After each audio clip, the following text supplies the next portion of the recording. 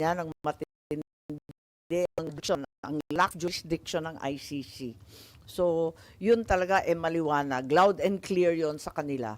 Ma'am, may other question regarding the impeachment. In the past few days, umikot yung balita tungkol dun sa resolution, which is becoming controversial tungkol dun sa pagdi-dismiss dun sa impeachment. Kayo po ba meron kayong sariling version? Kasi kahapon si Senator De La Rosa admitted na meron siya. And then you said na meron din kayong mga nakitang iba pa, and I think Senator Estrada also said may nakita rin siya. So, meron na ba talagang isang resolution that will be filed on the floor, and what will be the action, or what will be, anong gusto nyo mangyari? Wala pa. At nagpapasalamat ako sa lahat ng senador kasi lahat ay naghahanap ng solusyon. Ako din naghahanap ng may solusyon dito sa problema natin sa impeachment. Para sa akin, personal lang ha, walang resolution to. Dapat i-dismiss na ito kaagad.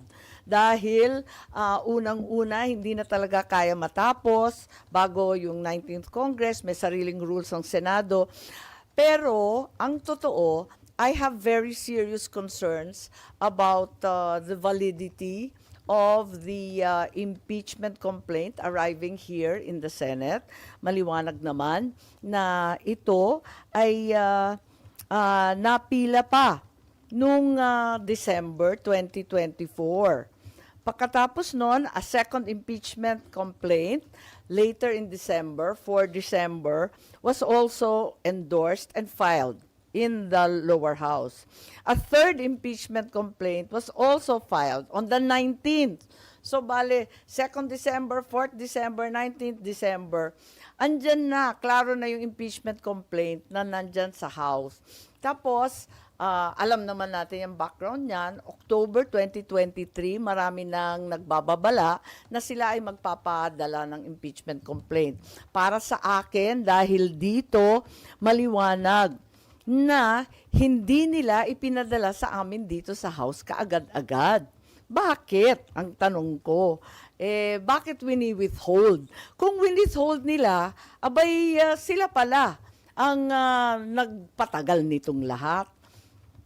Despite the lapse of 2 months, no action was taken to transmit to the Senate or refer any of the first 3 verified complaints.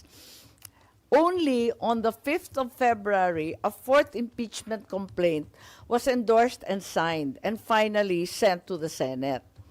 So, para sa akin, kinakailangan alamin kung tama rin ang ginawa ng Kongreso. Sinasabi nila dinelay ng Senado. Ang akin, teka muna, sino ba talaga ang nag-delay niyan? At ngayon, violative na of the 1-year ban on filing impeachments. Ma'am, do you think it will cross over to the 20th Congress? Hindi nga ako naniniwala dyan kasi may ruling naman, may rules ang Senado. All pending matters and proceedings shall terminate upon the expiration of 1 Congress, may be taken up by the succeeding Congress as if presented for the first time. Klaro naman sa atin, kapag nagtapos sa June 11, ang 19th Congress, dapat mag-file ulit ang House of Representatives ng panibagong articles of impeachment. Tulad ng lahat ng ating mga batas, umaabot ng 3rd reading, pag kinapos ang oras, back to square one. Ma'am, anong sagot nyo dun sa mga sa UP Law faculty, I think Senator De Lima, Senator Drilon, all of these other people who are insisting that you should conduct the trial in accordance with the Constitution dahil nga sabi forthwith? Palagay ko, mas importante sa isang salita na forthwith, ang malawakang kapangyarihan na binibigay ng ating saligang batas sa Senado. So, sa palagay ko, maraming otoridad na nagsasabi hindi pwede at ginagalang natin sila, pero sa kabila nun, ang pinakamaliwanag, ang Senado, ang may kapangyarihan magdesisyon kung ano talaga. Para sa akin, kaduda-duda ang validity, ang tamang pagpadala at endorsement ng Congress. So, depende yan. Mauuwi sa botohan. Dahil alam naman natin, ang impeachment, hindi naman siya legal. It is a fundamentally political process. And it is an effort by politicians to find accountability, di ba? Kaya, ayun, ang kapangyarihan nasa kamay talaga ng Senado. Ma'am, sabi niyo dapat ma-dismiss na agad itong impeachment. paano at kailan? Kasi on June 11, nakaschedule kayo para dun sa presentation ng articles of impeachment at pag-convene ng impeachment court. Ibig sabihin, para sa inyo, hindi na dapat umabot sa punto na yon? Dapat i-dismiss na agad? Para sa akin, wala na talagang panahon para sa trial. Dapat ibasura na kung gusto talaga ng House of Representatives. Wala namang problema. Pwede silang magpila ulit subject to the one-year ban. That seems very, very clear to me. So, anong mangyayari, ma'am? May magmo-motion bago yung June 11? Hindi ko na alam, dapat- hindi ko alam. Naki-SP yun. I think he's been interviewed extensively and has spoken copiously about the different possibilities. Marami pang iba't ibang posibilidad. Kaya pinag-aaralan ng maigi. At ako nga, kinukumpirma ko na itong mga drafts na to, siguro effort ng bawat senador na makahanap ng solusyon para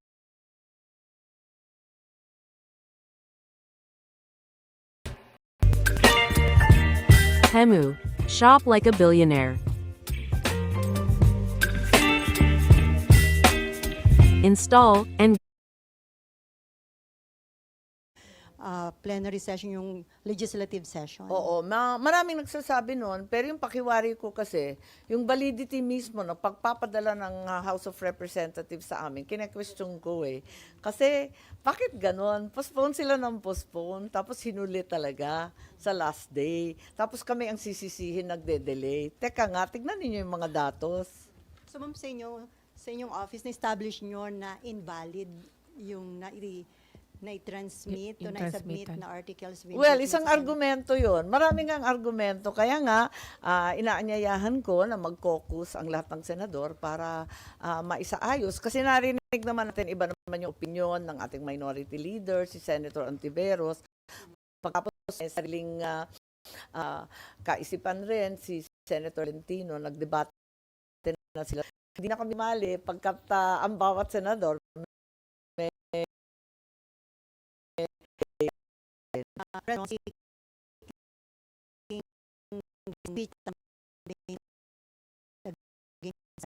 Sino po itong merong solution?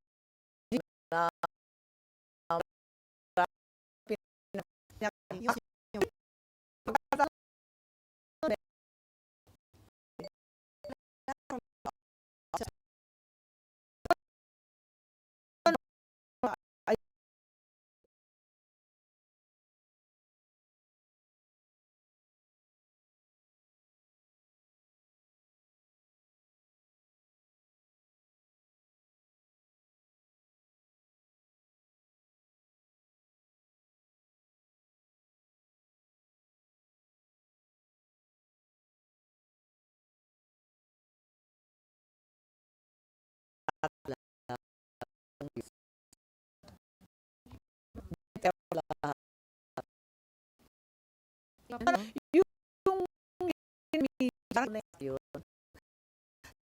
Tapos,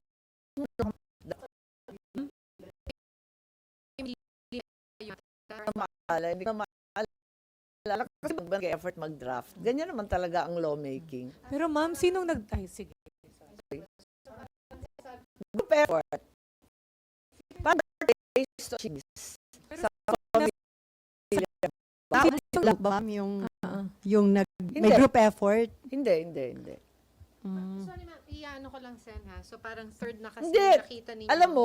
Alam mo, tuwing may panukala, lahat talaga tulong-tulong. Ganon talaga yun. At walang kinalaman sa partido, sa Duterte 5, sa kung sino-sino. Talagang lahat ay interesado. Kailan nyo napansin? Mismo yung admin, sa palagay ko, interesado na mawalang bisa na yan. Kasi kinakabahan din na matalo. Aminin natin. So hindi lang po Hindi. mga opo, pero pati mga taga-admin ayaw nang ituloy ito, Sen. Kaya kasama sila dun sa Yun lang nagda-draft ang ng duda. mga reso. Yun lang ang suspecha ko. So, ano yun, ma'am? Basta na lang yung... Hindi di ba mas mahirap, mas nakakahiya kapag nagkaroon ng paglilitis at matalo. Kaya siguro may iba iniiwasan na rin. So, ma'am, ba't maraming draft resolution? Kasi, ng solusyon kung paano gagawin to, kung papatawirin hanggang sa 20th Congress, kung magkukumpuni ng impeachment court, kung iiwasan na yon, i-dismiss outright, kung ano ibig sabihin with, at kung talagang nag-delay yung Congress at